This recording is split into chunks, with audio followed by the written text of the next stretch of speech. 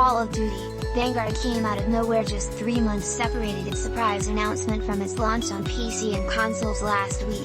Those playing its campaign mode may also feel like their life is flashing before their eyes.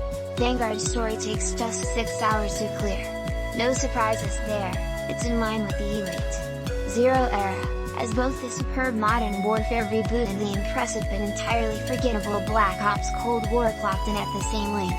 However, Vanguard feels cut short. Whereas its predecessors created deep worlds through gameplay making half-hour-long missions feel like day-long battles, Call of Duty, Vanguard's collection of compact war tales barely scratches the surface of the conflict, instead relying on its cast to do the heavy lifting. Before you know it, you've arrived at the end titles, with little closure. Despite incredibly rich source material and arguably the best cast and writing in the COD series so far, Vanguard relies on a combination of locations, the odd new idea, and old, occasionally tired tricks to deliver a surprisingly underwhelming experience. Starting on the outskirts of Hamburg in 1945, Vanguard follows the movements of your diverse, 6-strong team of allied specialists from around the world. Naturally, everything goes tits up, you get thrown in prison, and you're left to piece everything together from 4 members' origin stories, bringing you back to present day and your hopes of escaping. Using key battles in World War II, Stalingrad, Alamein, and Midway in particular, you're introduced to the bunch of misfits whose diversity really is their strength, played by a ridiculously talented cast. Each character is an underdog.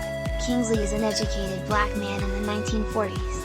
Petrova is overlooked for frontline duties for being a woman. Briggs is an underappreciated Australian among the British Army in the late Empire days. The only exception to this theme is egotistical fighter ace Wade Jackson, whose wings are literally clipped by the Japanese, and soon learns what underdog status is after being rescued by the all-black, segregated 93rd Infantry. Framing the half-dozen's direction is Nazi mega-baddie Hermann Freisinger, played with aplomb by Dan Donohue, despite his character's depth barely going past Nazi equals bad. The true star of the antagonistic show is Dominic Monaghan, who assumes the role of conflicted Nazi pin pusher Jannick Richter. He's both recognizable as a friendly face, yet entirely believable in his role. It's a long way off Charlie in Lost or Mary in Lord of the Rings, that's for sure. The wealth of acting talent runs deep into supporting roles, too.